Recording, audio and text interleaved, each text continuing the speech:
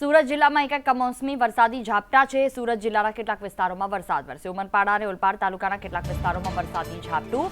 માવઠાને પગલે વાતાવરણમાં ઠંડક પ્રસરી છે, તો માવઠાને કારણે ખેડૂતો ચિંતામાં મુકાયા। નિલેશ પટેલ સંવાદદાતા ફોન લાઈન પર જોડાયા છે અમારી સાથે। જે નિલેશ, ઉમરપાડા ઓલપાડ તાલુકામાં વરસાદ છે, વાતાવરણમાં ઠંડક, પણ ક્યાંક ખેડૂતો મુશ્કેલીમાં, શું વિગતો હાલ?